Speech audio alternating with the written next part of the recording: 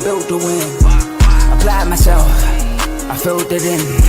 No time for the doubt, they counted me out, I'm getting it in. Yeah. No time for no loss, I'm paying the cost, I'm in it to win. Yeah. Diffuse, mine it can't be diffused. If you ain't thinking the same, then we playing by different rules. You can't see the vision, we living at different views. Until we complete the mission, keep getting up, never snooze. I walked a mile in my shoes, had the mind of a fool, chasing diamonds and jewels. Trust me, I was confused. Started minding my business and used my mind as a tool. Ended up finding my purpose and found the time to get to it. They told me I couldn't do it, they told me I couldn't make it. They sold it, could never break it. That's sadly mistaken. I need a piece of the pie, I want it so bad I can taste it. They told me like Toby, keep on running toes, they gon' take them. Refuse to lose, built to win. Applied myself, I filled it in. No time for the doubt, they counted me out, I'm getting it in. Yeah. No time for no loss, I pay for the cost, I'm winning to win. Yeah. Refuse to lose, I'm built to win. Applied myself, I filled it in. No time for the doubt, they counted me out, I'm getting it in. Yeah. No time for no loss, I'm paying the cost, I'm in it to win. Yeah. Refuse.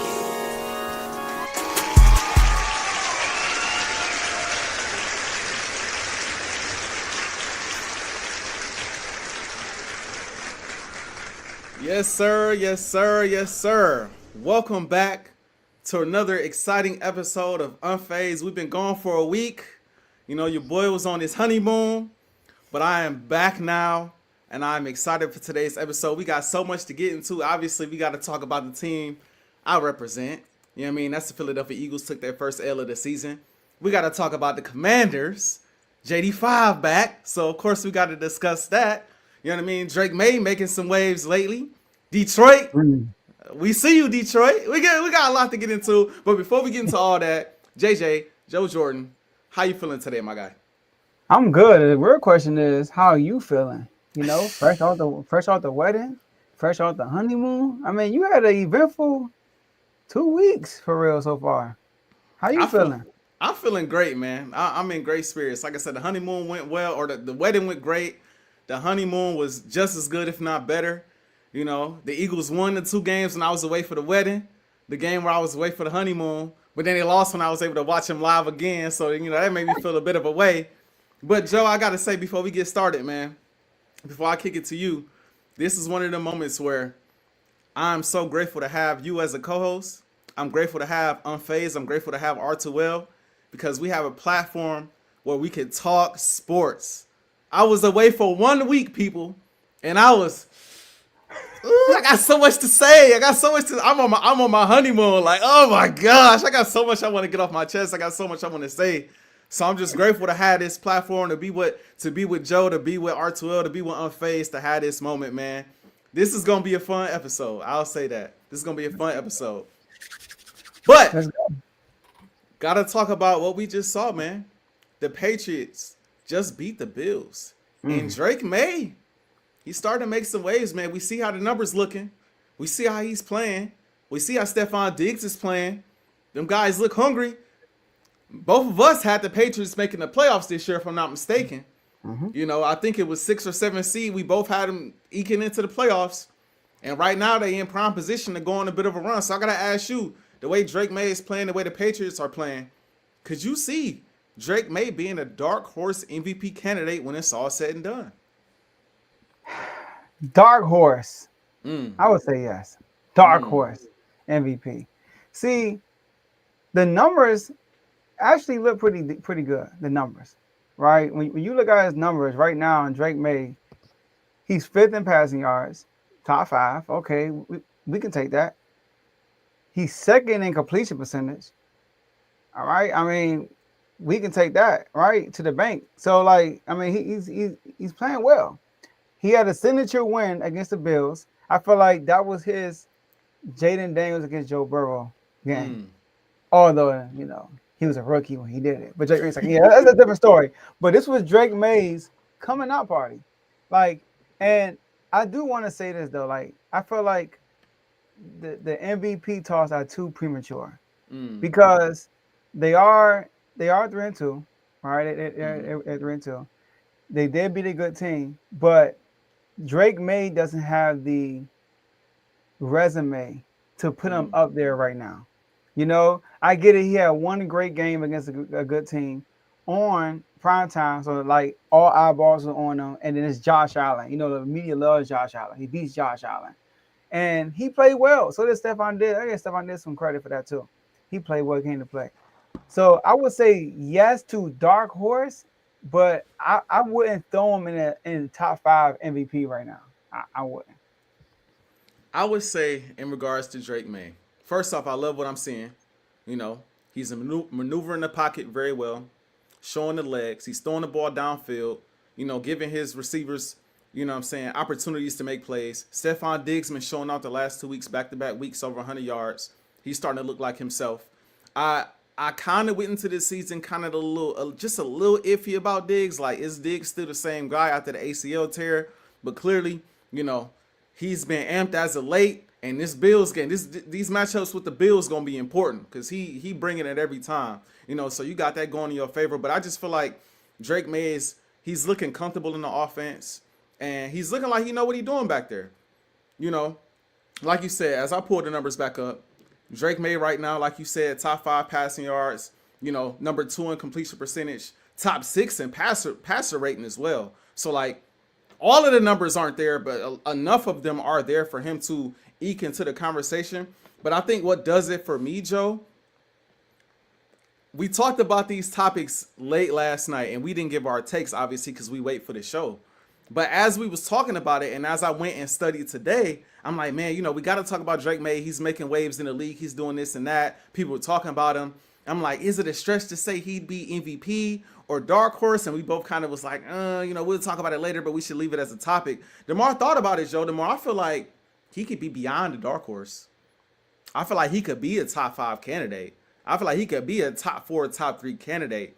Because you got to look at it like this. Not only does he now have that statement game and he has the numbers, but he also has this schedule that lines up for him perfect. I mean, you got New Orleans, you got Tennessee, you got Cleveland, you got Atlanta, you got Tampa. The toughest team in there is Tampa Bay. Tampa Bay obviously is a threat. We all know that in the NFC. But that'll be another big-time marquee matchup for him against another guy who you can make an argument should be in MVP conversations right now, you know, in Baker Mayfield. But then after that, you got the Jets. You got Cincinnati. Don't think Joe Burrow will be back by that time, right? You got the Giants after that. I know their defensive line is like that, but, like, what else do they have for real? You know, I like what I see from Jackson Dart so far, but outside of that, you know, no Malik Neighbors, what do they have over there? And then you got Buffalo again. And Baltimore. And so it's like the schedule is lined up for the Patriots to make a run. And what is the most important thing about an MVP candidate? Not only do you have to have the numbers, you got to have the wins. If they could rattle off some wins and go on a streak. Now, in order for him to be a true candidate, he got to snatch the division from Josh Allen, and that's going to be beyond tough. But if you could rattle off some wins so that game late in the season versus Buffalo, you know, at home is like, if you win this game, you're in a driver position to win a division. He could be right there. And the schedule say the way they playing, they can take it over. So the way I'm looking at it right now, I think he's a media favorite because the story always matters too. He's a media favorite. The stats going to be there. If they win, the wins are going to be there. I think he'd be beyond a dark horse MVP. I think he'd be in the conversation with the favorites. Yeah, he has to win though. Like if he wins 11 games, 12 games, his 12 games with his 5 losses is not as equal as somebody else's 5 losses. Because if he get 5 losses out of these games, well, 3 more, which is pretty cool. He could lose to Buccaneers, Buffalo, and let's say the Falcons, all right? And the Ravens, the Ravens. I think that'd be cool. But then the only win he can lean on out of 12 games to be an MVP is Buffalo. So I feel that's why he not to cut you off. He's going to, in order for him to be a true candidate, he's going to have to beat them other. He might have to beat Josh again. He's going to have to beat Baker Mayfield. Like, he can afford to lose to Tennessee. Yeah. You could lose to Tennessee. You could lose to Cleveland. You could lose to Atlanta. But the marquee games, he has to win. He has to lose one of them games. That's it. Can't lose 2.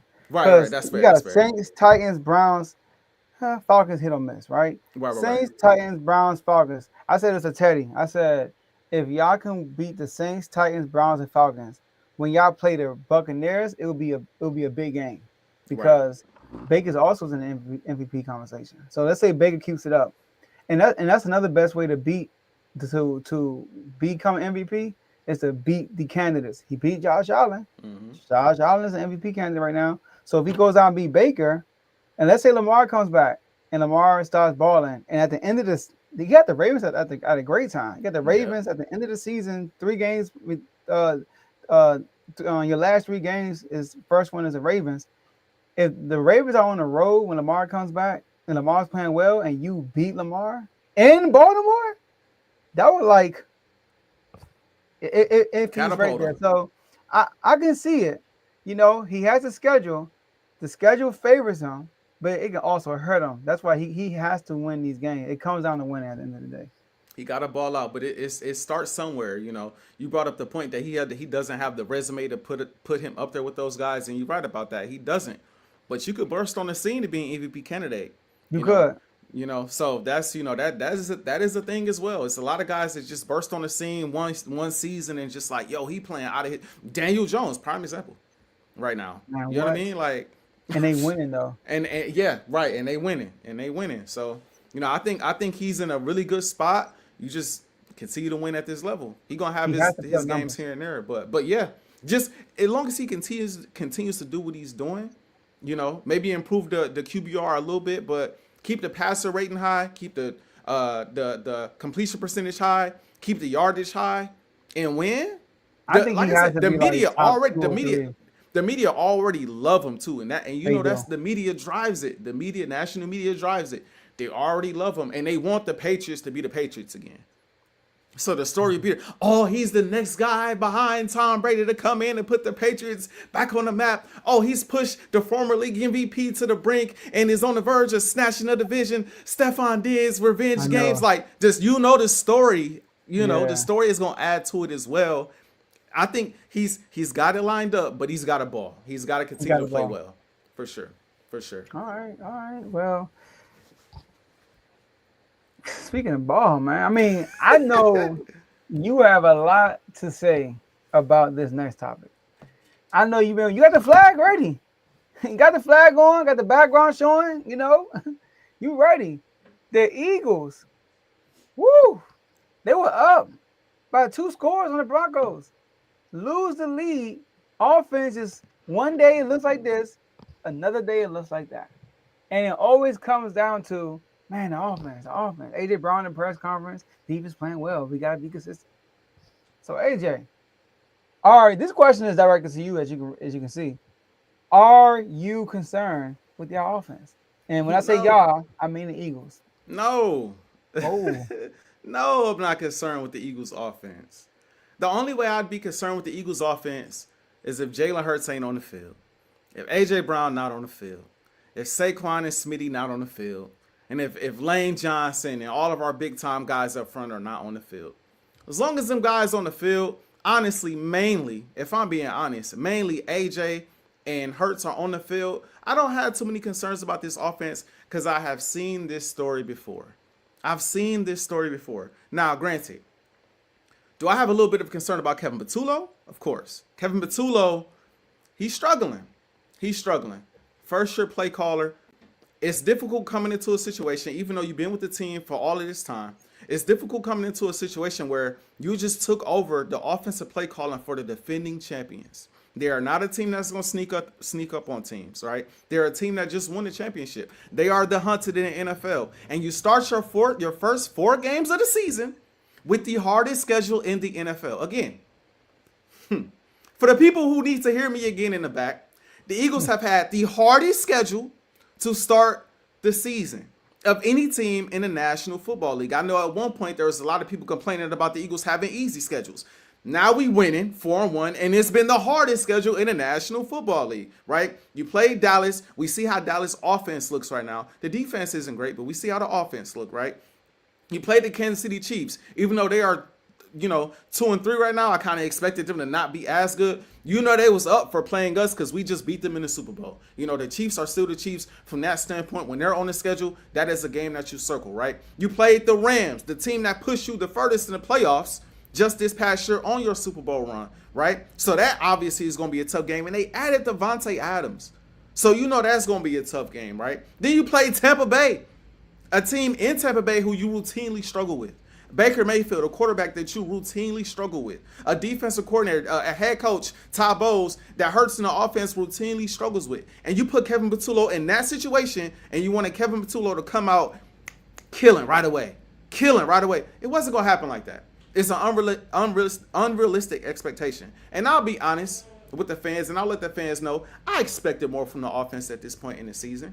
But right now, and this is about to segue perfectly into what else I have to say. Right now, it's not about how it looks. I get so tired of people talking about how things look. How does it look? How does it look? How does it look? How does it look? Bro, it is the first week of October. Does it matter how it looks right now? Or is it about winning games at the current moment? Especially when you have the hardest schedule in the league to start. It don't matter how you win these games. Just find a way to win them. A lot of these games are in conference. A lot of these teams might mess around and win their division. So these are tiebreakers that are going to matter down the stretch of the season, right? So it don't really matter. Just win the game. Just find a way to, I don't care if you win by a half a point. Win the game is going to matter down the stretch. People talk about how things look. The only time in the NFL season where you should truly care as a fan, I'll just say as a fan or even as analyst, about how a team looks, weeks 10, 11, 12, 13, 14, 15. And if you're fighting for playoff seeding, obviously those last few games going into the playoffs. That's the only stretch in the whole season where it matters. Because I'll tell you something else. In the playoffs, it don't matter how it looks.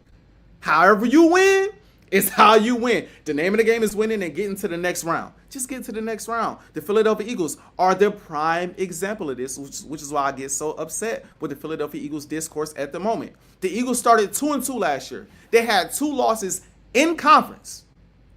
Falcons, Buccaneers. In conference. Those are 2 losses that hurt us down the stretch. It's part of the reason why we didn't get the number 1 seed. Then we lost to the Commanders, a loss within division in conference. Another reason why we didn't get the number 1 seed. But we got hot at the right time. We were hot going into the playoffs. We got to the playoffs. The first 2 games were ugly against the Packers. Ugly against the Rams. And then we hit a stride again and went on to win the Super Bowl. So it don't really matter how it looks right now. That brings me to Ajae Brown. I didn't get a chance to talk about this last week. I'm talking about it this week. And I think it's the perfect time to talk about it because we just lost. It's the perfect time to talk about it, Joe. In a way, I'm sad that I was not able to speak on this topic last week. But the fact that we lost speaks to everything I was going to say. It speaks to everything I was going to say. You want Jalen Hurts to air it out so bad. You want these targets and receptions so bad. You want the passing attack to be this, that, and the third so bad. And the passing attack was hitting against the Broncos, one of the best secondaries in the NFL. We scored the least amount of points we scored all season. But Jalen Hurts had 2 passing touchdowns, 280 yards, right? Devontae Smith had 114, 116 yards, right? Ajae Brown didn't get a ton of receptions. I mean, he going up against Pastor Tan. So that, I mean, I kind of expected that if I'm being honest with you. But at the end of the day, he was getting his targets. He was getting opportunities to make plays, right? Run game ain't going all day. We passing the ball. We earned 38 passing attempts. And we scored 17 points and couldn't put a field goal on the board to ice the game. So when people like, and I don't want to be too hard on Ajae Brown because I'm not going to be blind and act as if I don't understand where Ajae Brown is coming from.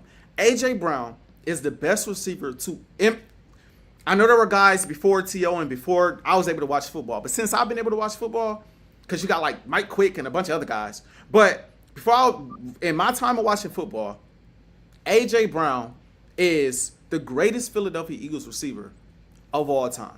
Bar none. Probably the most versatile receiver because he can go across the middle. He can beat you deep. His route tree, I think he's better than Deshaun Jackson. because he's more big and physical. I think he's better than T.O. just off the strength that T.O. only had really one great season in Philadelphia. T.O.'s the better overall receiver than A.J. Brown. He played 1 year with Philly, though. Right. But that 1 year he had 1,200 some yards. He got to the Super Bowl, but it's like what AJ Brown has done over the course of his career in Philadelphia. I gotta give AJ Brown a nod at this point. So I give it to AJ, and I give him all the credit in the world. But what I'm not gonna do, because I heard you do it, and I've heard other people do it, Joe. I'm not gonna cut AJ Brown no slack when it comes to how he truly feels about getting the ball within the offense. I'm all for him getting the ball, but I'm not gonna make this seem like his gripe is just about how the offense look. No, this is about AJ Brown touching the ball, and I'm all for AJ Brown touching the ball, but we're not gonna make it look like this is just about how the offense look. Joe, AJ Brown in 2023. Let's take you back, because what people don't understand, and allow me to walk you through this, Joe. What people don't understand is when you're an Eagles fan and been an Eagles fan for as long as you remember the sport of football, you've seen it all. I didn't just become an Eagles fan last year when we won the Super Bowl. I've been an Eagles fan long before A.J. Brown, and when A.J. Brown first got here, and when A.J. Brown's gone, I'm going to still rock with the Philadelphia Eagles. So I seen everything before A.J. I seen A.J. when he first got to Philadelphia, 2022, up till now, right? So I see a pattern. 2022, when he first got to the Philadelphia Eagles, he went for close to 1,500 yards, and if I'm not mistaken, I don't have the numbers right here in front of me, like 11 touchdowns. He was balling. We did not hear a peep out of A.J. Brown all season long. He had nothing to say. The offense is flowing. He touching the ball. Hurts going crazy. Vontae going crazy. Miles Sanders going crazy. We going to the Super Bowl, and he had a hell of a Super Bowl performance. It's nothing to say. It's nothing to say. Year 2 in Philadelphia, he starts the season off not touching the ball. And there's an infamous clip out there of him and Jalen Hurts going at it on the sidelines in the second game of the season, going up against the Minnesota Vikings. In the second game of the season, going up against the Minnesota Vikings. In this game, as I pull up these numbers, Joe, do you know that in that game, DeAndre Swift ran the ball 28 times for 175 yards? Do you know in that football game, Devontae Smith had 4 receptions for 131 yards? Do you know the Philadelphia Eagles scored 34 points in that game? The offense was cooking. Guess who wasn't happy? A.J. Brown. Because in that same game, A.J. Brown had 4 receptions for 29 yards. And A.J. Brown's on the sideline arguing with Jalen Hurts. Right? That's what's happening. And then what happened shortly after that? If we all remember, Eagles fans know, A.J. Brown went on a run and had 125 plus yards for like 5-6 straight weeks, breaking Calvin Johnson's record for the most receiving yards in consecutive games in the history of the game. Directly after that, that's when he set that record. That's when that run started. We did not hear a peep out of A.J. Brown during that time. Nothing out of A.J. Brown during that time. I bring you to last season.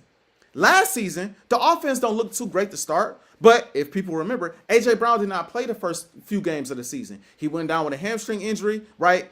Devontae Smith also got hurt last season to start the season, right? And so we started to hand the ball off to Saquon Barkley. And it got to the point where it's like, yo, Saquon Barkley cooking to the point where we just gonna lean on this. Similar to how we leaned on A.J. Brown when he first got to Philly in 2022. Conversation for another time. We gonna lean on Saquon Barkley. Saquon Barkley is gonna dominate, which is what he did. He dominated. What's A.J. Brown doing on the sideline? Reading books. Drawing attention to himself. And it's one thing to read a book and like legit look like you're reading the book. It's another thing to pick up a book and read a book and almost in a way pout while you're reading it. Come on, bro. A lot of the team has come out and be like, man, AJ been doing this. AJ, that could be fair, bro. It's all about body language. It's about body language. But let me tell you something, Joe. During that stretch of football games, guess what was happening? The offense was humming. We were winning football games. It was just on the back of Saquon Barkley. And when we needed to throw, we threw the ball and we won football games. So now let's take you to the offseason of this year. He has a quote directly after the Super Bowl that he made, and I'll paraphrase the quote. AJ Brown, after a few days, I've had time to reflect on being a champion. I tried to feel how everyone made it seem like it's supposed to feel to be a champion, but unfortunately for me, it was short-lived. 2 days to be exact. I have never been a champion at the highest level before, but I thought my hard work would be justified by winning it all. It wasn't. My thrill from this game comes from when I dominate. Quote, these are his quotes. My thrill comes from when I dominate. It's the hunt that does it for me. It's when the DB drops his head and surrenders because they know they can't F with me. The intense battles. That is what drives AJ Brown. Then, fast forward. Before the season starts, AJ Brown, along with Devontae Smith, might I add, they just handle things differently. I like Smitty want the ball too, but he gonna handle it a lot more mature than AJ Brown's going to handle it. AJ Brown before the season starts, AJ Brown says, I'm in position right now where I feel like I'm the best in the league, and I want to prove I'm the best in the league. That's what he said before the season started. Devontae Smith said, yeah, we just won. I do want some individual accolades. I've never been a top guy on the top 100. I've never been an all-pro receiver. I believe I'm talented enough to be in those conversations. I want that for myself for sure. These are things that they said. And then a week later, I heard a quote from Nick Sirianni. Nick Sirianni said, you know what the mantra is for this season? Contribution over credit. That's our mantra for the season. Contribution over credit. Everybody contributes. It don't matter who get credit as long as it gets done. That's how we going to run this season. Because he heard all the talk. He knows how the Eagles play. There's a lot of guys who want the ball. Dallas Goedert want the ball. Saquon want the ball. AJ want the ball. Devontae Smith wants the ball. You think Jalen don't want to throw the ball? You think he just enjoy handing the ball off to Saquon every game all day long? You don't think he want to take off and run, be prime Mike Vick from time to time? Or Donovan McNabb? You don't think he wants that? Everybody's sacrificing in their own way, but only one guy has to come out on social media and make a statement. And then right after you make the statement, we come out here and lose. I got news for AJ Brown, and I love AJ Brown. Look at Jamar Chase, Triple Crown winner last year. He was miserable every game because they lost constantly. Facts. They lost constantly. And I understand that you want to be a Hall of Famer. You want to be a gold jacket guy. I had some guy in the comments, and I'm going to pass this to you in a second, Joe, my bad. I had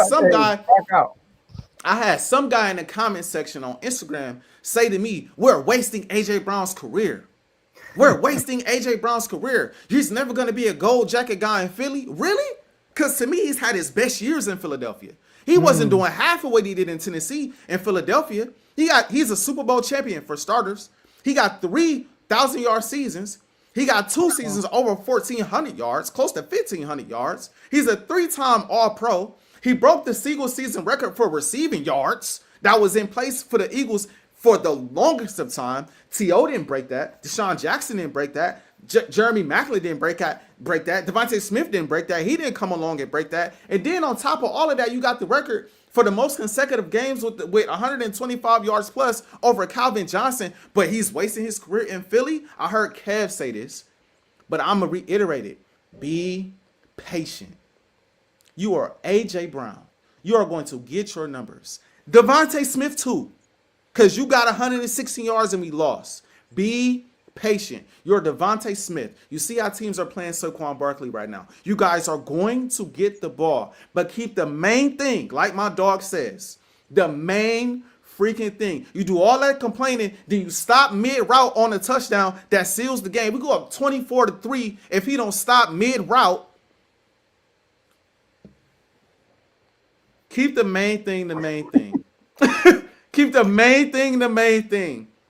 Focus on winning football games. And you know what it does? Even if you don't have the best numbers, even if it don't look the prettiest, and obviously you want the offense to look a certain way. You know what winning games does? It puts you in prime position on prime time to really show out. It's one thing showing out at 12 o'clock. It's one thing showing out at 4. How about showing out at 7 or at 8 or when the playoffs start? because y'all got a high seed now, and they come through Philadelphia. And now the matchup is AJ versus this guy. Is he gonna dominate this playoff game? How about NFC Championship on one of the biggest stages there is? I got an opportunity to go out here and dominate. How about Super Bowl? Everybody watching. It ain't just about the numbers for a receiver. It's a lot to do with it, but it's also about your impact on winning. When the Eagles go down, and they could go down as one of the all-time greats if they continue to win at this level, they not just gonna look at pure numbers. They're gonna look at the whole team. They're going to look at AJ's dominance and how AJ impacted games as well. That's going to help to boost your resume outside of just raw numbers. How you showed up in the biggest games is going to matter. Your numbers and the things that stuff is going to matter. So when you keep the main thing, everything else flows. But if you just focus on numbers, you end up looking like Jamar Chase, who is also probably going to go down as a Hall of Famer, but you ain't going to win nothing. It's going to be triple crown, no playoff berth, because all you care about is your targets and receptions. And last thing, also ask Saquon Barkley what it's like to put up numbers and not win. That's why the report came out that him, Jalen Hurts, and A.J. Brown had a meeting, and they all talked for hours. I fully believe that it was Saquon Barkley that brought them two together and had that conversation. Because Saquon coming from a losing organization where I was the guy. I got the ball all the time. And I was the guy. And I was getting the rushing records out there. And I was doing my thing. I didn't get 2,000, but I was Saquon Barkley. And we couldn't win nothing. And now I'm here in Philly. And his biggest thing is, I don't care if I rush for 3 yards. We just won. We winning. What we talking about? This is more important. I am glad we lost. Because it refocuses and it makes you look at yourself in the mirror as everybody, because there's some other issues going on. I could talk about the offensive line. Hurts is not perfect. It's a lot of different things you could discuss. Overall. But it's the perfect time to take an L out of conference, out of division, against a pretty good team, pretty decent team in the AFC, where you look and you can say, okay, like we got to wake up and focus on the main thing and get back to winning. Especially with now you got the Giants coming up, you got the Vikings coming up, and the Giants again. In my opinion, should be tune-up games for the Philadelphia Eagles before you play the Packers, and the Detroit Lions. So I say all that to say I'm not concerned about the offense. I'm a little concerned about Kevin Patullo, but it just takes time, and he's played some extremely tough opponents. But at the end of the day, the Eagles will figure this out like they always do and will be right where they need to be when they need to be, as long as they keep the locker room together and focus on the main thing, coming together for one goal, to go 1-0 every week. Yeah, so Kevin Patullo, I think he's getting killed too much for that last game. I get it. He could have ran the ball, but he put y'all in position to make plays, and y'all just didn't execute. Like, you mentioned the A.J. Brown overthrow, right? A.J. Brown either slowed down or Hurts overthrew him. Right. But I think A.J. Brown slowed down. Devontae Smitty caught basically a game-stealing catch in legal formation. Yep. That's not on Kevin Patullo. And I feel like, I said in the chat, I said that y'all are passing the ball a lot, but it's not. It's like an extended run game. Like, y'all did a lot of play action, throw it at Goddard or a receiver on the out route, like on a quick flat jump, right? So it wasn't, y'all wasn't really like throwing the ball downfield. Y'all were.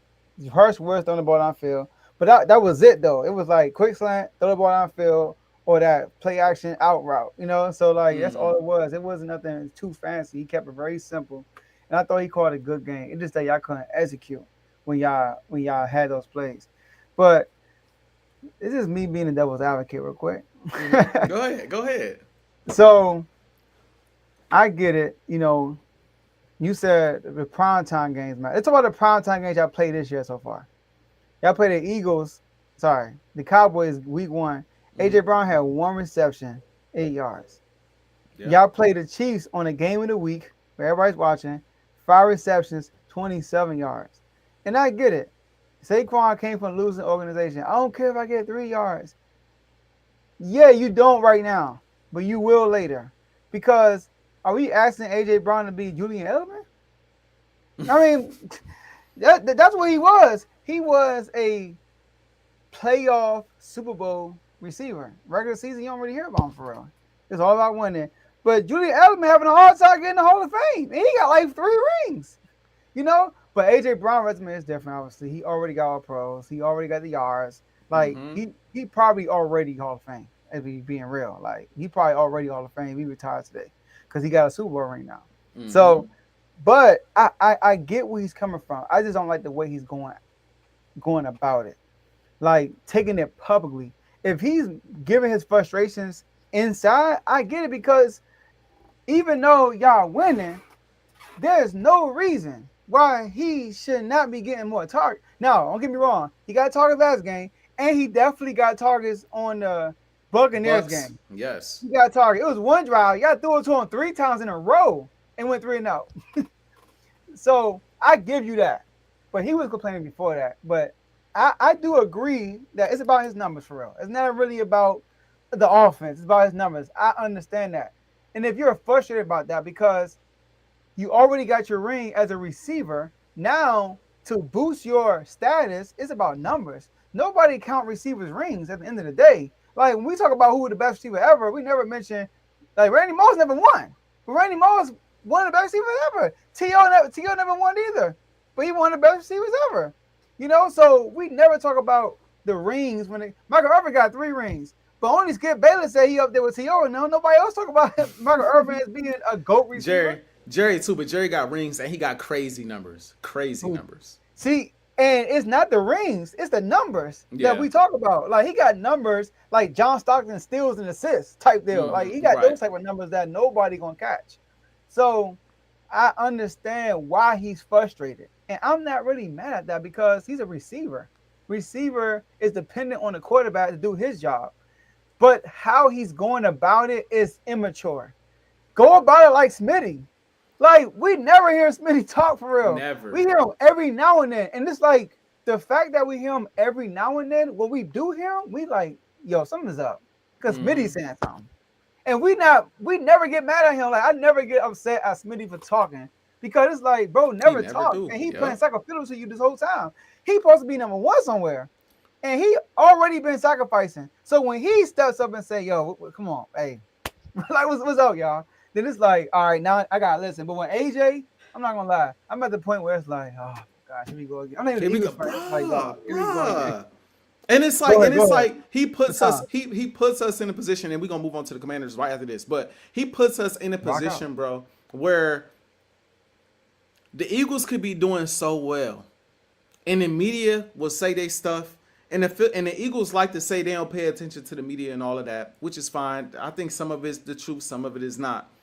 But he says stuff and puts stuff out there that the media could just take and just go and just run with. And it's like they kill your quarterback. They kill your head coach. They kill your coordinator. And then you just pour gasoline all over it. All over. It's like, come on, AJ. And these are the guys that you want to feature you in the offense. Like these guys human at the end of the day, bro. I just talked, like you said, the Bucks game right before he went on social media. Bro, I just targeted you 9 times, bro.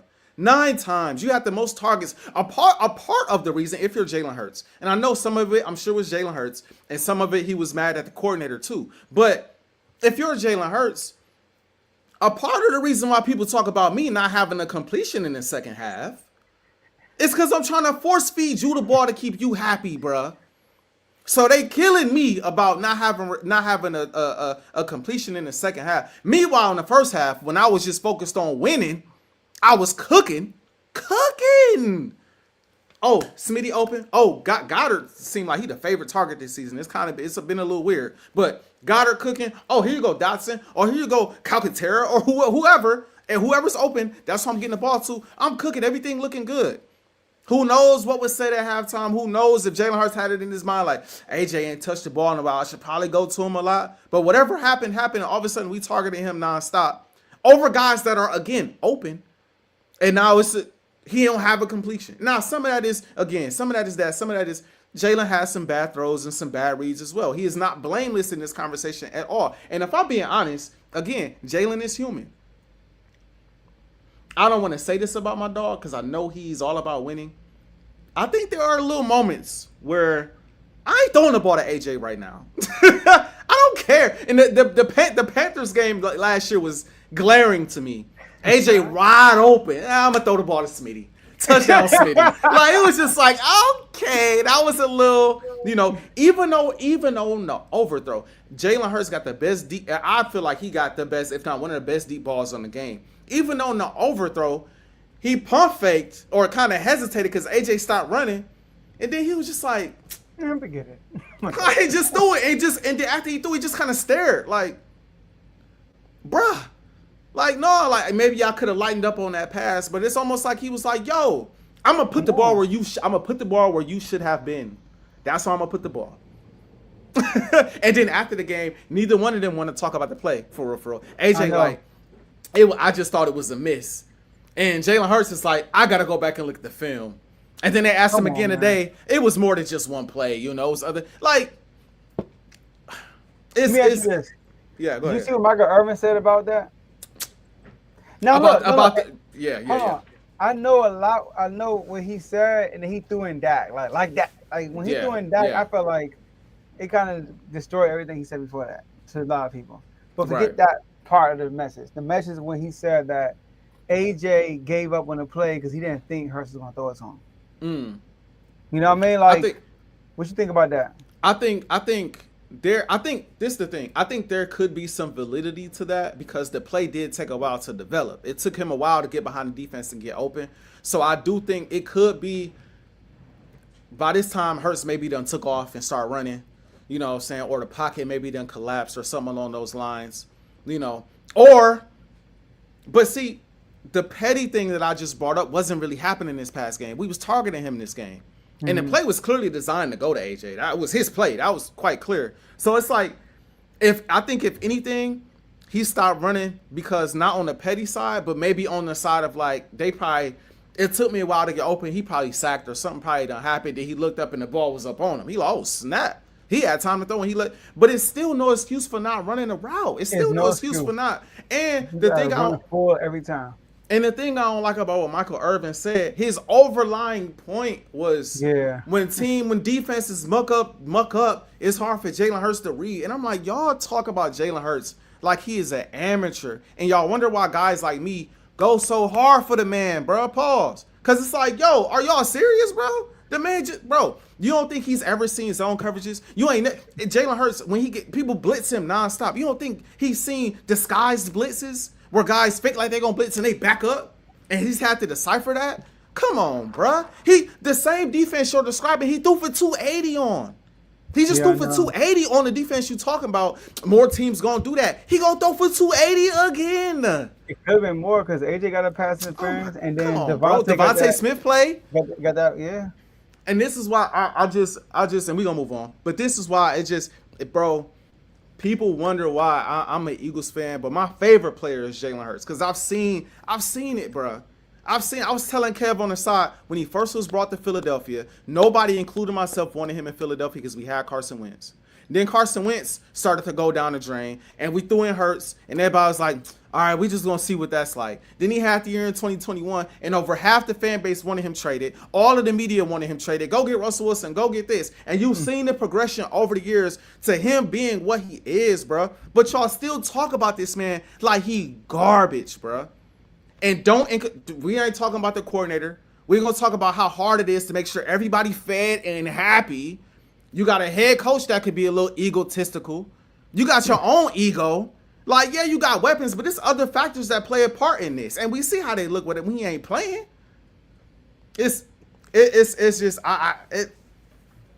the part that bothers me most about AJ, and I'm done after this. The part that bothers me most about AJ Brown doing this is I know this about as a fan, and it does nothing but give ammo to people who want to hate on my quarterback, bro. That's what kills me, bro. Keep it in house, bro. Because when you put stuff, you have a down game. And do you say something like that to the media? Guys, ready to kill your quarterback. And then it's the guy you want to throw you the ball the following week? Come on, bro. Yo, remember we played y'all without Hurts? And y'all lost. And AJ got a lot of work, though. And AJ was all smiles in the press conference. I remember that. Bro. Man, I had fun. He said that was fun. Like, it's my Marshall Lattimore. Like, yeah, I like that, man. I had a lot of fun today. But y'all lost. We lost. But he got action. He got a lot of action that day. This is why I said before, Joe, It ain't about win, lose, or draw for him right now. Because he know the team is good. He know more times than not we going to win. So it ain't about that. It's not about necessarily how the offense is looking. It's about, did I go dominate my matchup? Did my opponent walk away from the field thinking they shut AJ Brown down today? Or did they walk around with they, you know what I'm saying, with their head dipped? That's what he care about. Mm-hmm. That is what he cares about. And Hurts couldn't care less. I'm trying to win the game. Shout out to Chris Jones. Yeah. Man, speaking of that. Right. Oh, snap. Knocking my headphones off my head, man. Sure. Speaking of that, man. Hey, AJ on a different level today, y'all. Hey, man. I was amped for this, man. I had so much to say. I still got some things to say. We gonna move on. We gonna move on to the Commanders, man. Because the Commanders also went out there and got a big time win over the LA Chargers. I mean a big time win. And it started off a little rocky, right? But then towards the end of the half, they got going. To end the game, they got going, and they walked away with a win against a team that's been very good this year so far. So I gotta ask you, Joe. What did the Commanders prove with their win against the Chargers, if anything at all? To me, what they put to me, not much. I was gonna say to you, or you like not much. But in the media, we kind of been like not talked about lately. Mm-hmm. We lost to the Packers. Then JD5 got hurt. We blew out the Raiders, but what did that mean? Nothing. We lost to the Falcons, but that meant something. And our defense hasn't looked good. So I like how our defense responded. But they had an injured offensive line. I know if your offensive line is hurt or weak, we're going to dominate you defensively. That's just how we've been doing all year. Raiders, Giants. But when your offensive line is good, then we can't get pressure on the quarterback. But that defense is really good, though. Mm-hmm. The Chargers have one of the best defense in the NFL. Last year, they were number one in scoring. Coming into this game, they were fourth. 27 consecutive points, 27 unanswered points. And it could have been a touchdown if my man Moore would have caught the touchdown in the corner, which 85 threw us on the run. Yeah. Man, AJ, I know you say your guy got a good deep ball. He do. He got a nice one. You see that? You see my guy with Luke McCaffrey? I did. It was nice. Hey, it was nice. I know your boy is strong. He's squatting a lot. His legs strong. Touch push. But when he be throwing them deep balls, he got to put some ump to it. I be seeing, he be putting ump to it. My boy was in the pocket like this. Looked at Juju one time in the suite, gave her a head nod, and just launched that jump 50 yards. I know Juju was in the suite. You saw that? Yeah, I did. I saw that. I saw them dap up after the game. Hey, they're a couple, bro. I'm sorry. They're a couple. That handshake was two. Yeah. Facts. You not with your best friend. You doing this and stuff? No. Oh, nah. That's your girl. But he had 2 suites full of family and friends. Man, showed out. You know what I mean? But I do want to say this, though. Fat Debo. Still think he fat? He ain't fat. He playing well. He balling. As a number 1 receiver too. And you see the catches he's making. It's on hands, baby. Mm-hmm. He doing some tricky stuff, but he catches. Hey, he playing receiver. He running routes and catching the ball with his hand. So I want to give a shout out to he got more catches than y'all than AJ Brown. God, anyway, I just gotta bring that up, right? I would say over Smitty went crazy last game though. So he did. I would say both of them combined, but Smitty went crazy last game. Jeremy Reeves have been balling out, but Bill, oh my gosh, AJ, I said this on the last show. I said this on R2L. I think Bill is the best running back we had, eye test wise, since Clem Portis. Oh wow. Now, somebody, Tomo said, what about Adrian Peterson? And I'm like, you know what? You're right. I'm not going to go that far. All right. AP was past his prime, but AP was still balling. He was cooking. So I'm not going, I'm going to say this is AP then. Mm-hmm. But people would bring up Alfred Morris. I love Alfred Morris. But I think eye test wise, Bill is better. Like basically what I see now. Mm-hmm. I would see things could change. It's still early, but 14 carries, 111 yards. 14 carries. Do you know that he's leading all running backs in yards per carry? All running backs, not even rookie running backs. He's leading all rookie running backs in touchdowns. He got more rushing yards than Saquon Barkley. Crazy. Now I knew the 6 carries helped that, but my man getting 6 carries some games. Like I said, he only had 14 last game. He had 111 yards. So the offensive line is playing better, and we still are hurt on the offensive line. People forget about that. We don't have our starting right guard. So Coleman is hurt. So we don't have our full offensive line, but we're still looking good in the running game. And I mean that the Chargers are a good team, but they hurt on the offensive line. We shut down Justin Herbert and we ran it up on their defense. You know what I mean? Derwin James, you good. But every time Bill got on the outside, he was lost in the sauce. He didn't know what to do. You know, so I'm not too excited about the game. I am excited because we back on the winning column, but it ain't proved nothing to me. I told you how I felt about our squad. To me, oh, J-Mo said, what about Alfred Morris? Alfred was cold for a little bit. Alfred Morris was nice for a little yards. Bit. I think he had 1,600 yards rookie year. Yeah, bro. Alfred was nice, bro. Him and RG3. Whoo, that was crazy for a little bit. Hey. But you still going Bill over him too, though? I'm talking as far as eye test. Okay. Morris had more opportunities. Bill not getting the opportunities off Morris getting. Fair. I feel that. So to me, what did the Commanders prove with their win against the Chargers? To me, as an Eagles fan, can't speak to what it proved to everybody else, but to me as an Eagles fan watching the game, to me it proved you can't forget about them. Okay. You can't forget about them. Because as an Eagles fan, I'm going to be honest with you. I stopped thinking about the Commanders for a little bit. I stopped thinking about y'all for a little bit. I'm looking at the Rams. Oh, they almost got us. Like, boy, them boys going to be an issue down the stretch. I'm looking at the Niners. They balling even without Purdy out there. I'm like, the Niners might be an issue down the stretch. And the Niners have routinely, like, they always been that team at one point that kind of give us problems. You know, that defense is normally an issue for us. So, got to keep an eye out, for them. Obviously, I got my eyes on Detroit. We're going to talk about them shortly because they are starting to hit a bit of a stride here, right? People have been talking about Green Bay, right? People have been talking about the Bucks. People talk about a lot of NFC teams, and ain't nobody talking about the Commanders right now. And it was in part because the last time we saw them on the field with Jaden Daniels before this game against the Chargers, they went out there and lost. And then Jaden got hurt, and then, it's just been kind of like, they won one game, they lost one game. All right, I didn't really think about them. But for me, sitting back watching that game, it made me think like, all right, can't forget about the Commanders. Like, this is a team that is going to be in the mix at the end of the day. I might not think that they're going to be a team that goes on a crazy run again like last year, but this is a team that, if we want to get to where we want to get, at some point we got to see them. At some point they got to see us, just like we got to see the rest of these NFC teams. And it ain't going to be sweet because when you watch how they played against the Chargers, one thing I would say about Jaden Daniels, I'm looking at y'all schedule. Bears, Cowboys, Chiefs, Seahawks, Lions, Dolphins, Broncos, Vikings, Giants, Eagles, Cowboys, Eagles. I'm looking at y'all schedule, and I'm like, there's not a game. Now, I'm a biased Eagles fan. So if you just take the Eagles out of it. I got you. There's not a game I look at where I'm not like, man, the Commanders can't win that game. Or the Commanders definitely going to lose that game. You know what I mean? Like, I can't look at no games like that when Jaden is playing the way he plays. They're always like, look, as long as y'all got JD5, it's like y'all do have a shot. Y'all have a chance to win any team, especially with the way the Chiefs have been looking this season. The Bears up and down.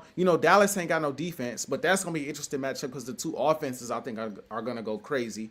Seattle is Seattle, but you know how I feel about Darnold. So it's like, yeah, and then Detroit, y'all beat Detroit. That's going to be, or last year, that's going to be an interesting matchup this year. But it's like, I look at the schedule and I'm like, there's not a team on the schedule where I'm looking like, oh, that game's an L at this point. And at one point before the season started, I mean, the Chiefs, that was an L to me. The Lions, that was an L to me. Who else? It was a few other games. Even the Chargers are like, they probably gonna lose that game. The Packers was also an L for me. But it's like, for the most part, it was like, they gonna lose this game. I'm confident in that. Now I'm going into these games like they could win. They could win this game, and they could win that game, and they could. So, for me, it just proved that they are still they are similar to what they were last year. I don't think they've reached that stride that they was on quite yet last year. They gotta get Scary Terry back and let that chemistry simmer again. He won a game without Terry. Impressively, might I add. I give him credit where it's due.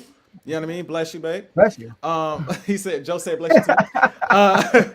So, very to me, and you know how I feel about Herbert, but it was still, to me, all by his side, it was an impressive win, and it just showed like the Commanders are still a team you gotta watch out for, not only in the East but in the NFC in general. Yeah, I think our test to see if we for real, which I believe we are, is when we play the Detroit Lions. That's like my like because Detroit want us so bad, bro. I know they do. I know they want to get us back. Everybody. Yeah, but Detroit, bro, like offense is so high power. They are like defensively for us, it's gonna be tough. Like we had to turn the ball over, and even with all those turnovers, they still put up 30 plus on us. Like, Yeah, you gotta think about it. So that's that. But with Detroit lingering around, they are favorites right now in the NFC. I don't know if you heard, AJ. They are favorites, and I don't know if you know this either. The Packers are second. really. The Lions are first. The Packers are second. Tampa Bay is not third. It's the Philadelphia Eagles. I'm about to say what? I'm about to say what? Oh my goodness! Hold on. You got me there. I ain't gonna lie. You got me there. I'm not gonna lie. So AJ, should the Lions be favorites to win the NFC? Let me pull this back up. Let me pull this back because I had it earlier. I just want to make sure I have this accurately before I say it. Should the Detroit Lions be the favorite to win the NFC? No, they should not be the favorites to win the NFC. Now, what I will say about Detroit is they have looked impressive since the Packers game. J-Mo would have killed me, bruh. Like, ain't no way, bro. Y'all getting carried away. Y'all getting carried away, bro. This is crazy.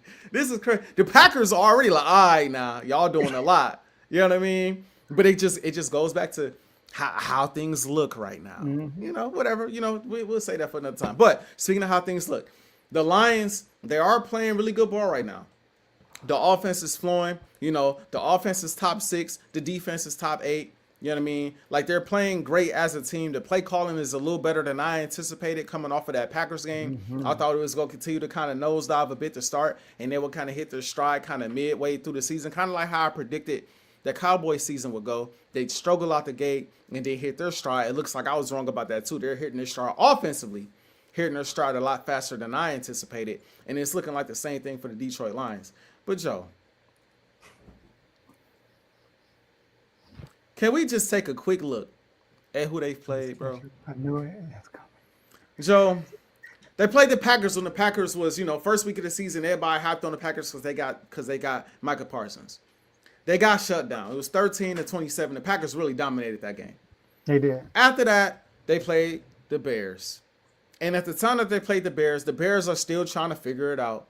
And it was obviously like the Lions kind of knew how to play the Bears because of the Bears head coaching situation, right? Like, why am I blanking on his name right now? Head coach for the Bears. Ben Johnson. We just had Ben Johnson. We know how he liked to run things. It's going to be similar. It's like they kind of knew what was coming before it happened. And Caleb Williams is, it's taking him a little bit to learn that offense. So you caught the Bears at a really good time is what I'm trying to say. You caught the Bears at the perfect time. After that, you played the Ravens. And it looks like it's a solid win at the time. But we see what the Ravens are defensively. The Ravens is one of the worst defensive teams in the league. So it's like you get credit for beating Lamar. It's Lamar. And Lamar put up 30. Played. So I'm not going to sit up here and just poo-poo that win like it's nothing because it's something. But they sitting at 1-4 right now, probably about to be 1-5. So how much stock can we put into that win? Then you play Cleveland and you play the Bengals.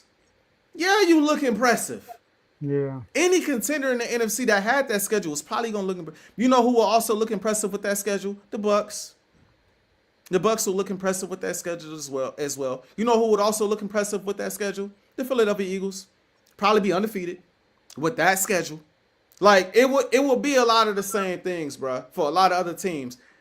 I give them credit for looking how they look, but should they be the favorites over the team? And again, people keep forgetting we had. It's like before the season started, Joe, everybody talked about how hard this schedule was to start.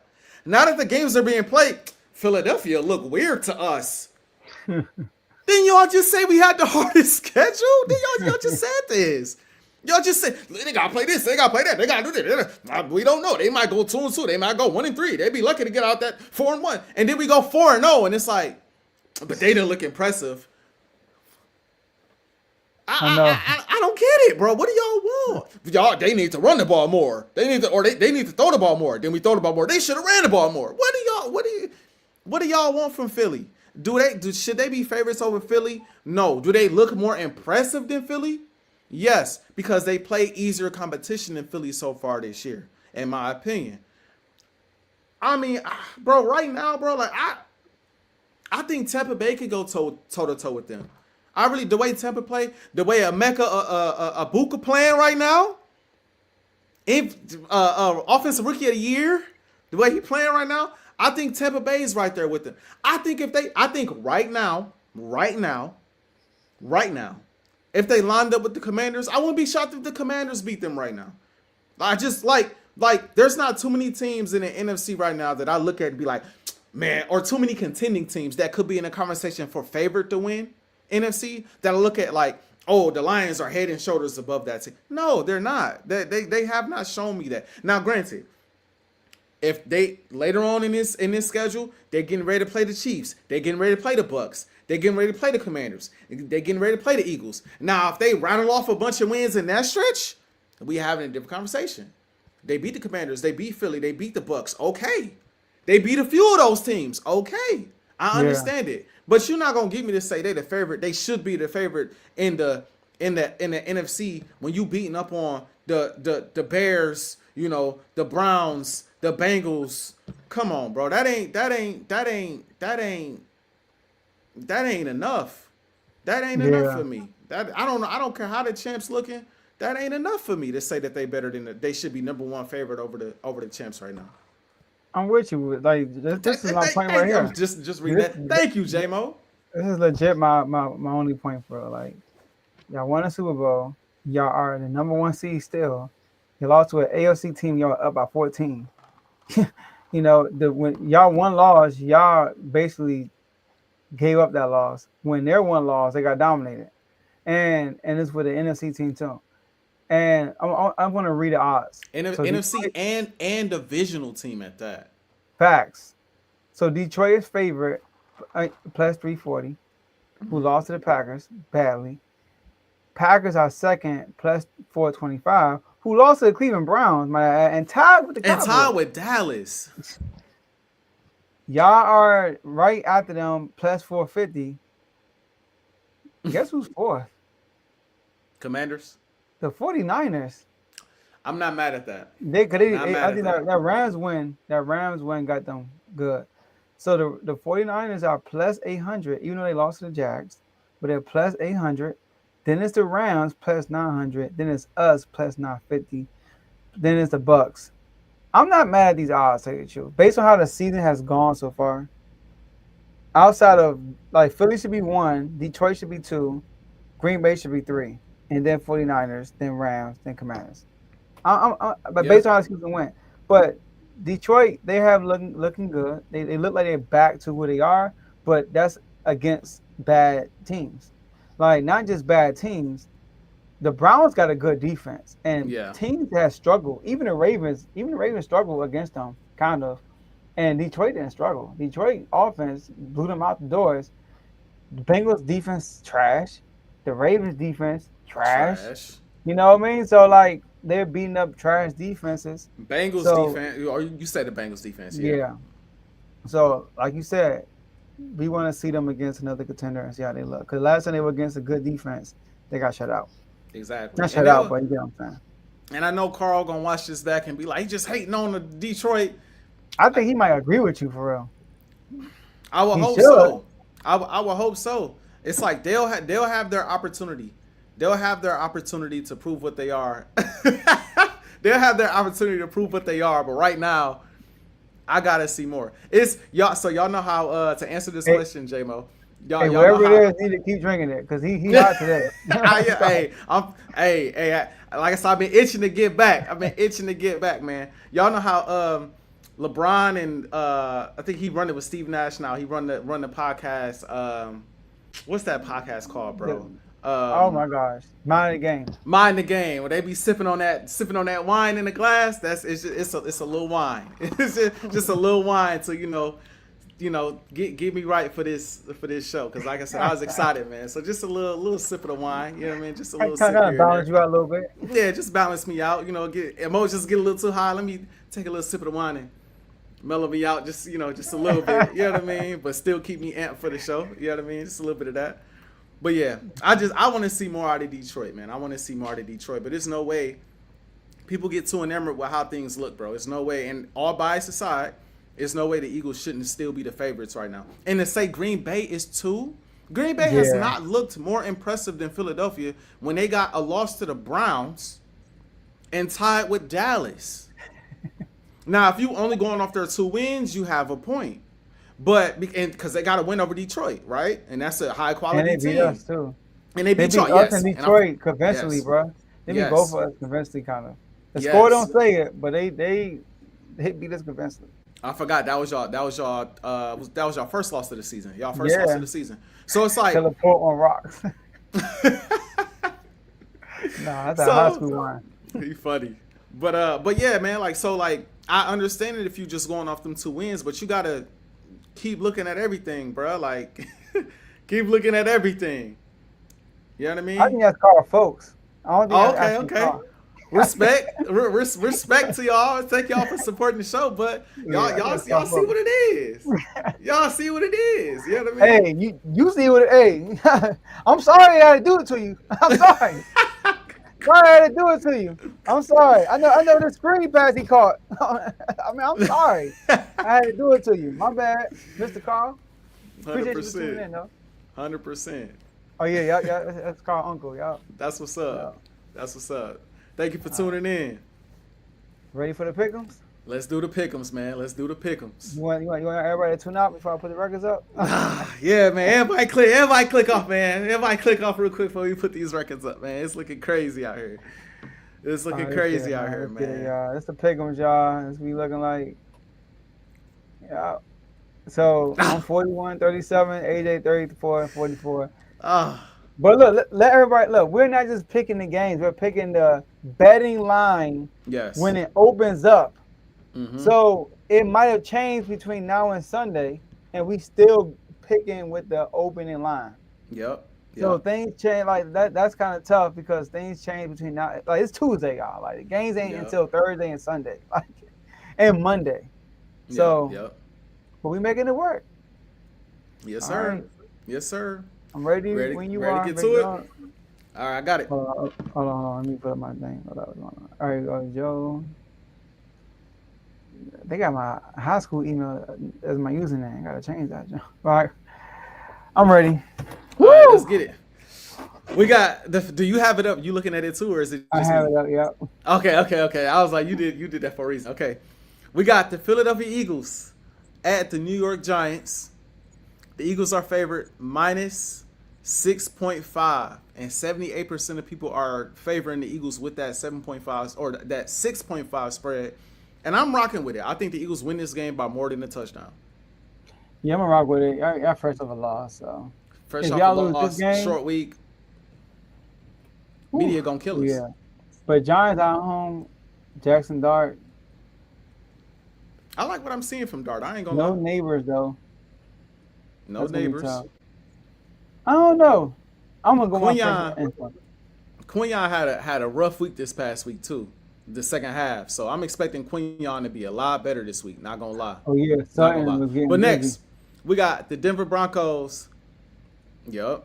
Next we got the Denver Broncos at the New York Jets. The Denver Broncos are favored in this matchup minus 7.5. On the road. 66% of people are also liking the on the road. 66% of people are also favored in the Broncos in this matchup. I'm going with the Jets AJ, this to cover that spread. I don't think that one. This is an overseas game.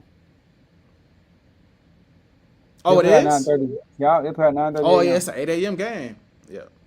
I'm going with the Yep. Broncos. Though. Yep. I'm gonna go with the Jets. I'm gonna go with the Jets to cover the spread, just because I think that, man, I see it all the time. You come out, you die, you come out, you beat the champs, you on a high. Then the next game on the road, overseas, you let go of the rope a little bit. I think they win, but I think it's closer than what people think. So I got the Jets. Oh yeah. Also, people in the chat, let us know who y'all picking. Also, I'm going with the Broncos. Okay. Yeah, Okay. 0-5, man, and that defense. Nah. This man marking the comments talking about he rooting for the Giants and that Of course you rooting for the Giants.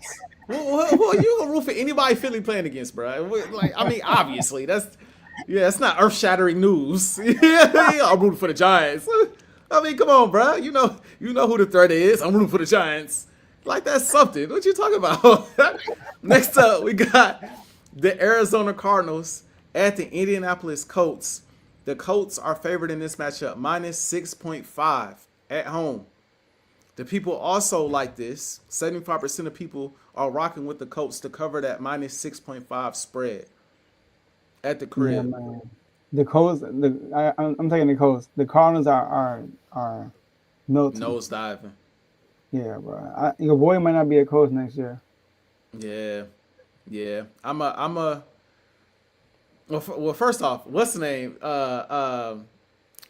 Gannon ain't my guy. I just want to say that. Gannon is not Gannon cost us a Super Bowl. He is not. He wasn't my guy even when we was good. I couldn't stand him. Oh my gosh, couldn't stand him.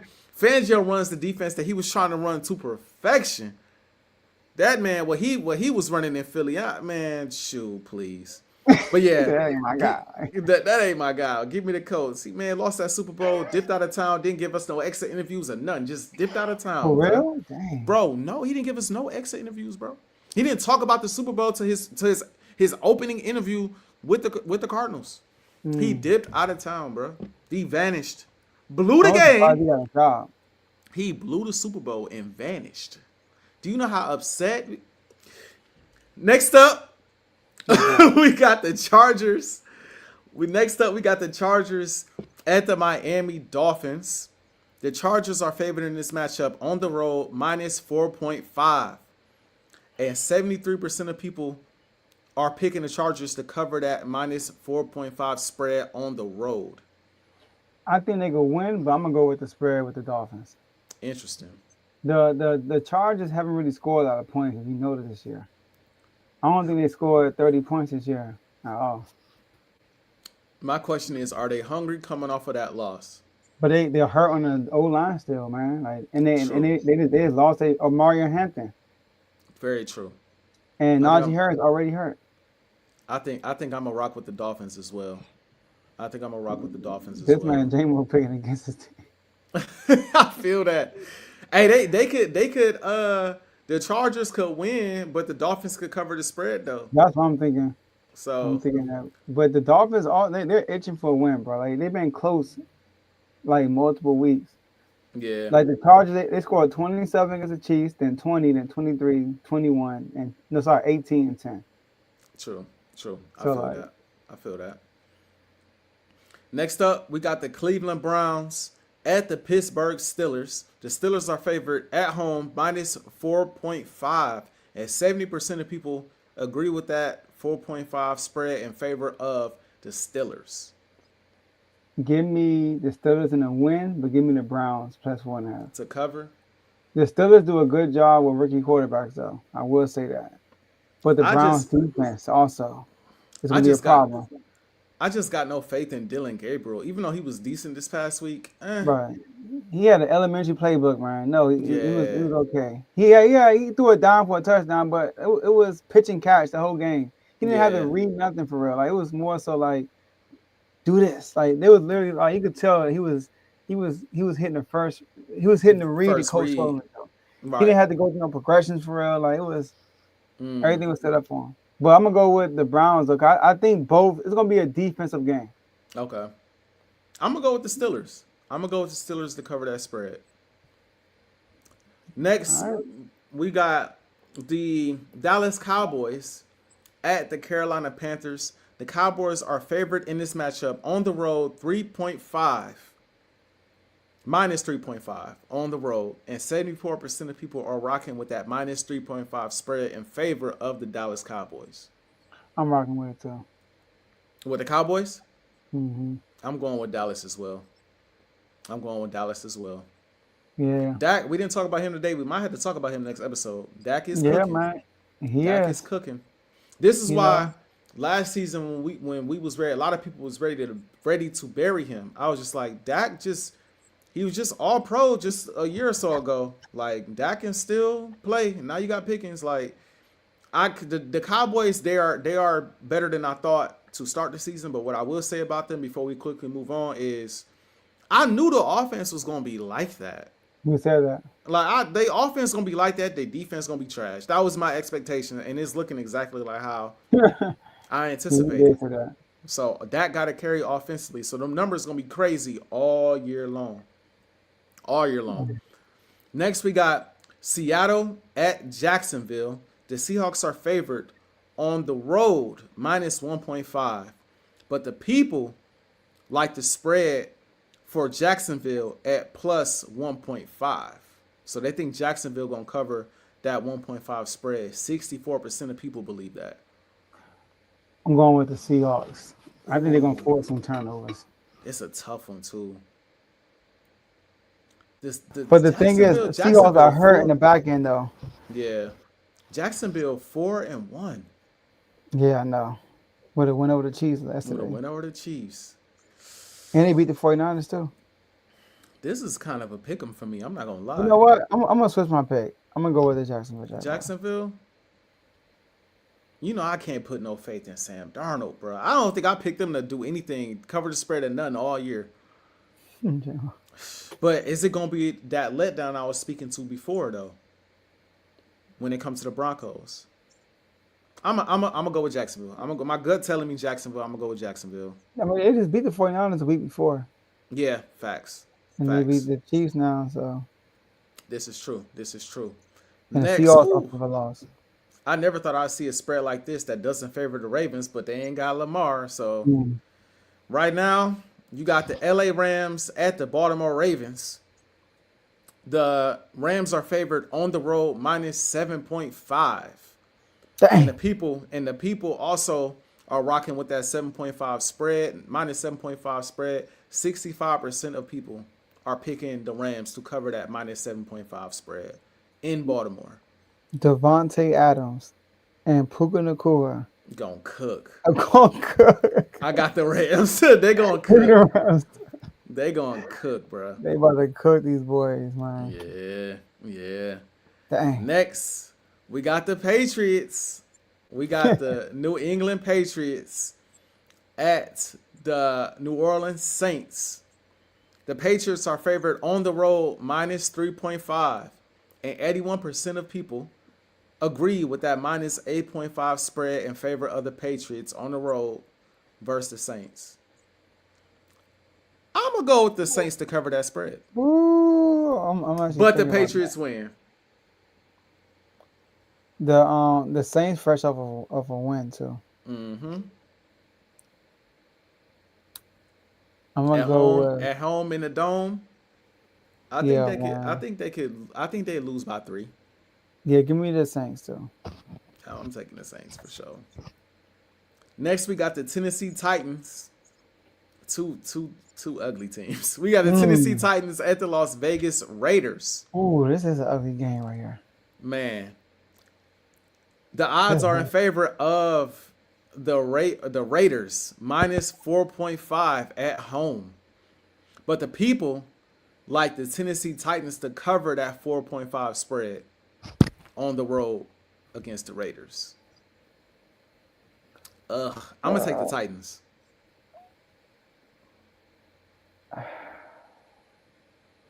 I'm gonna go with the Raiders. This is like a game I'm not watching. Yeah, bro, nobody's watching that game. But the people that live in Vegas probably, they ain't watching that game unless they there. Next, we got a game that could be like, I don't know if this is America's. No, it's probably not America's game because the Lions. No, it is 420. Oh, you're right. but No, it's 425 game. Okay. It's either that game or it's the Oh yeah, yeah. Buccaneers, the Green Bay and Bengals. Yep. I hope it's not that.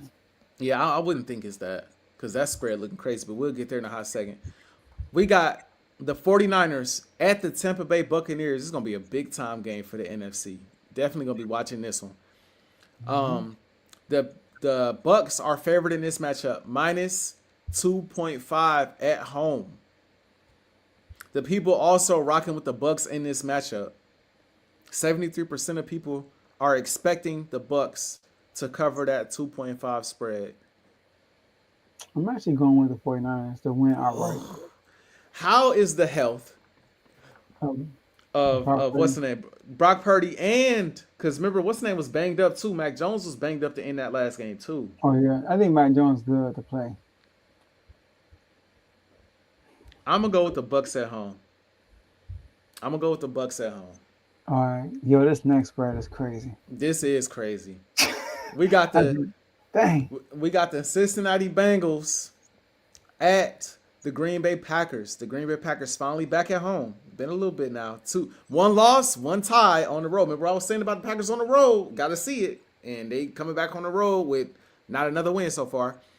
But the spread is in favor of the Packers at home versus the Cincinnati Bengals. 14.5 minus 14.5. I'm going to go with the Cincinnati Bengals. Me too. To cover that spread, minus 14, especially if we know that they just traded for Joe Flacco. Joe Flacco's out there. I don't think they lose that game by 15 points. I don't, or four, whatever it is, 13. I think they make it a 10-point, 7-point. He gonna throw that rock. To say. It might be crazy to say if they lose this game. It's gonna be interesting to see Flacco with them with Chase and Higgins out there. He already played him too. Yeah, he was bad though, but he played him. Yeah, he was, but at least you seen the defense once. I don't know, man. I'm picking the Bengals, but I don't think I'm picking them because of the spread. I don't think they're gonna. I don't think they have a chance. I wouldn't be shocked if they won. I would not be shocked if they won. Good. Yeah, that's very true. You know, I expect it to be. Yeah, I can see it being a bit of a shootout, but I just don't see them winning by. I mean, plus 14.5 or minus 14.5 is crazy. And 62% of people agree that the Bengals are going to cover that, by the way. So, I'm going to see about that. We got the Detroit Lions next at the Kansas City Chiefs. The Chiefs are on the cusp, potentially, of going 2-4 to start this season, which is crazy for everybody but moi. Just want to point that out because I've been saying the Chiefs ain't going to be the same Chiefs. I just want to I'm going to keep pointing that out. I know y'all seen Patrick Mahomes throw that pick six, taking back 100 yards. Oh, my goodness. That was the game. Same thing happened in Philly. It was in Arrowhead when he threw it in Arrowhead, the interception against us. So that really wasn't his fault. That was on Travis dropping the ball and all that. And it didn't get returned 99 yards. But what I'm saying is picking the red zone. They going crazy, bro. Going crazy. I feel it. Detroit here. I see it. But yeah, another pick in the red zone kind of cost you the game in the long run. But again, Detroit at Kansas City. The Chiefs are favored at home, minus 1.5. But, you know, that's not a lopsided favorite at home because, you know, don't you get like a point or two because you're at home? 3. You get 3 because you're at home. So, really, to be honest, Detroit favored, if we being honest, to win this football game. I am going with Detroit. Yo, if the Chiefs beat Detroit Lions, then that's good for them. Yeah. Like the Chiefs just don't look good right now. You know, so Mahomes, like, give me the Lions, man. Even the defense, bro, they getting burnt up. Yeah. It's weird to me to pick against them in this matchup just off the strength of like, I knew they wouldn't be the same, but are they gonna go 2-4?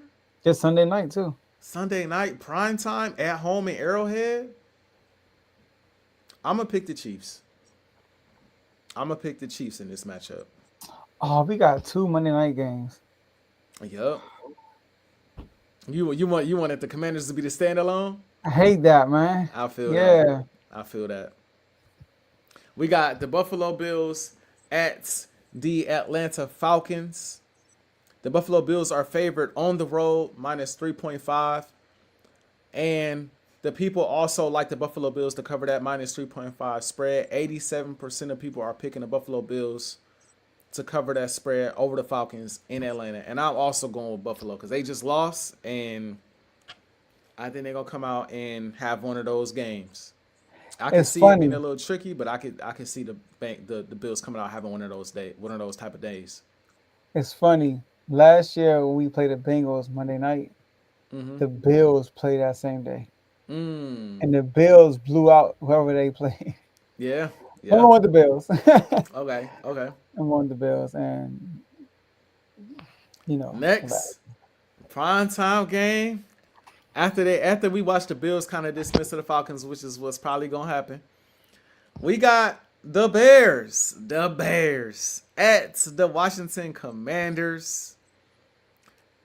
The Commanders are favorite minus 4.5 in this game at home. And 67% of people are expecting the Commanders to cover that minus 4.5 spread. So, Joe, you rocking with the Bears to cover that spread? Come on, man. Come on, rolling with. Minus 4.5. I'm going Commanders minus 13.5. Let me minus 13.5. Let me see something real quick. I'm going minus 4.5. The Bears They just won by 1 point. They just over the Raiders 2 on the road. Yeah, give me the Commanders. Give me the Commanders. I'll take the Commanders. We blew them out by like 30 or 20 something with Marcus Mariota. Like, They on a 2-game win streak though. They did smack the Cowboys before they beat the Raiders. So, and I'm interested in seeing this. The Hail Mary happened in Washington last time. I know Jaden wasn't fully healthy, but they made that game closer than everybody thought they would last year. So I'm interested in seeing if they come back and try to get a little revenge. man, it's Monday night. It's gonna be home. interesting to watch, but it's Monday night at the crib. At home. Yeah. Is Juju gonna be there? It's at home. You know she is. Monday night. I'm definitely going. I'm gonna rock with the Commanders. Yeah. I'm gonna go with the Commanders. Yep. Yeah, I know you're going to Commanders. I mean, you're a smart man. You're a smart man. You're a smart man. Oh man. All right, that's it. We wrapping it up. All right. My last word. Yes, sir. Oh, I got this upstairs. Let's get out of here, AJ. Yes, sir. Great show, man. Awesome show. Glad to have you back. Hold on. Great show. It was a great show today. First of all, congratulations on your wedding. You and your wife, both of y'all. Thank you. Congratulations. Well, I hope you have fun on the honeymoon. I'm glad the Eagles won. Well, I'm not glad, but I'm glad for you. Right. The Eagles won when you were away. The whole story you told me before you went out in your reception, that's like a classic story right there. Facts. So I'm happy for y'all right there. Shout out to everybody in the R2L family and the community. Shout out to the whole network. Make sure y'all check out the other shows. FFC had an episode earlier today. RBO got an episode tomorrow. And CTC got one tomorrow also. So make sure y'all tune in to all these shows that we have. And man, listen, man. I know I'm at the last one to talk, but the Commanders, with them, I remain unfazed. I mean, the floor is yours. That's all I gotta say. Ain't got too much to say. I feel that. Oh, and also your boy Brian. What's up, bro? I was actually gonna get to that too. I'm gonna get to that. All right, go ahead. That man, Brian, man, he pump faking like a mother. You gonna retire or what's going on, bro? Like my second decision is I'm signing with Hennessy. Like, come on, bro. You ain't gotta do all this, bro. You ain't gotta do all this. But anyway, my last words, man. Obviously, great episode today, man. Shout out to the R2L Network. Shout out to the Full Timeout Network. Shout out to everybody watching, tuning in. Make sure y'all like, share, subscribe, all the good stuff. If you like the content, you know what I'm saying? We got more pumping all season long. Eagles fans, just understand how they're going to talk about the Eagles, bro. What I want the Eagles fans and Eagles players to understand is the Philadelphia Eagles are in a time period right now. If you've been an Eagles fan for a long time, you recognize this could very well be the glory days of an Eagles fan. Best rosters we done had over the last like 4 years or so that we done really ever had. Obviously, you could throw the 06 team in there with McNabb and T.O. and Brian Dawkins and those dogs on defense. But these teams we've had over the last couple years, there's a reason why we've been to 2 Super Bowls in 4 years. So with that being said, everybody young, everybody under contract. We got a great GM and a great owner that's making sure everybody paid. The media is going to try to break us apart. Other fan bases, rival fan bases, they're going to try to, the Eagles should trade A.J. Brown. He's not happy. He wants the ball more. And the Eagles should get rid of Devontae. He wants the ball more. And we should throw the ball 1,000,001 times. We should run the ball 1,000,001 times. Yeah, the Eagles are 4-1, but are they really that impressive? And then when we start winning more, oh, they're a super team. This is what they're going to do because they want to break us up. To me, to my eyes, it is obvious that that is what they want. Don't feed them what they are asking for. Continue to thrive. And like my dog say, keep the main thing the dang main thing. Because as long as you do that, you shut everybody up. At the end of the day, we win that Super Bowl. Ain't too many people have much to say after that. The passing attack is this. The passing attack is that. Saquon this. The defense that. Nick Sirianni this. Jalen Hurts that. A.J. Brown unhappy. Then they win the Super Bowl, and it's like, man, this is one of the best teams we've seen in a long time. Now they're a super team. I mean, it's just how it goes. So just be alert to that. Also, basketball season coming up, man. Preseason starting. You know what I'm saying? I know Luka and Brian ain't been out there yet. But hey, Lake Show, what we doing? Really, Luka, what we got? Because it's going to fall on you this year. Brian on his way out the door. Luka, I need an MVP caliber season from you. You know what I'm saying? I need an MVP caliber season for you. But that's all the attention that y'all get. Because right now I'm locked in on them Birds. That season ain't started yet. And unlike people, you know, contrary to belief, people think that I'm phased as an Eagles fan. But we 4-1. Number 1 in the NFC, number 1 in the NFC East. With the Giants coming up, the Vikings and the Giants again. You know how I'm feeling, Joe. You know I'm feeling unfazed. Unfazed. Let's get out of here.